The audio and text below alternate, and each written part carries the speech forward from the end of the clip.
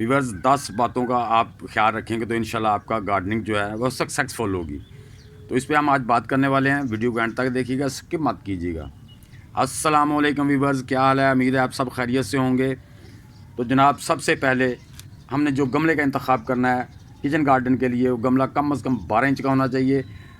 अगर 15 इंच और 18 इंच का हो जाए तो वो बहुत ही बेहतर है। अगर मिट्टी का हो जाए तो उससे बेहतर है। अगर मिट्टी का नहीं मिलता तो वो बाल्टियाँ जो भी आपके पास है, लेकिन वो पॉट जो भी आपके पास है वो 12 इंच से ऊपर होना चाहिए।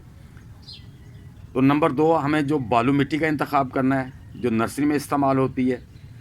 तो अगर आपके पास कोई मिट्टी है जिसमें चिकनाहट ज़्यादा है, चिकनी है, तो उसमें आप उसके हिसाब से 30% या 20% उसमें सैंड यानी कि रेत मिक्स कर लें।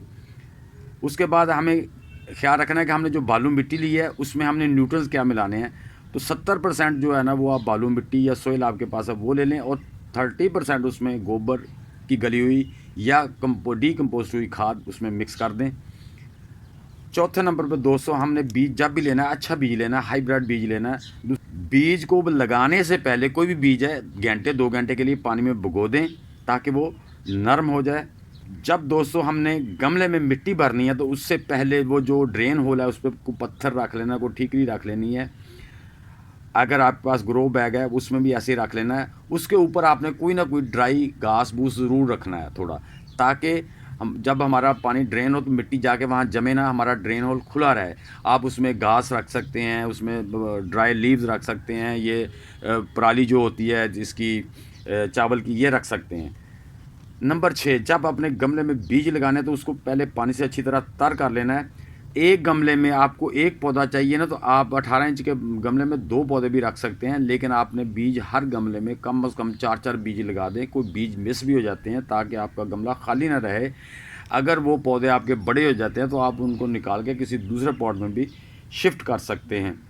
जिस गमले में आपने बीज लगाना है उस गमले में पानी डालकर उसकी मिट्टी को अच्छी तरह तर कर लें।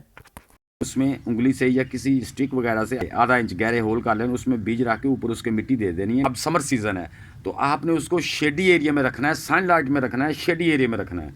नंबर 7, गमले में जो है ना वो मॉइस्चराइज बना रहना चाहिए, नमी बनी रहनी चाहिए, ना वो ज़्यादा ड्राई हो और ना ज़्यादा गीली हो। अगर वो एक बार ड्राई हो गई तो दोबारा आपने पानी दिया तो वो जो बीज के टिश्यू है वो ख़राब हो जाएंगे, बीज आपका जर्मिनेट नहीं होगा। नंबर 8, जब आपके पौधे जर्मिनेट कर रहे हैं, 3-3 4-4 लीव निकाल लें, कम से कम 25 या 30 दिन के हो जाएं, उसके बाद आपने उनको फर्टिलाइज़र देना है। आपने एकदम उसे तेज़ फर्टिलाइज़र नहीं देना। आपने अगर आपके पास ऑर्गेनिक खाद है, कंपोस्ट है या गोबर की खाद है, तो आप उसको हल्की सी मुट्ठी भर के दे दें, या आप उसमें समझ लें कि 3 टेबल स्पून दे दें, 2 टेबल स्पून दे दें।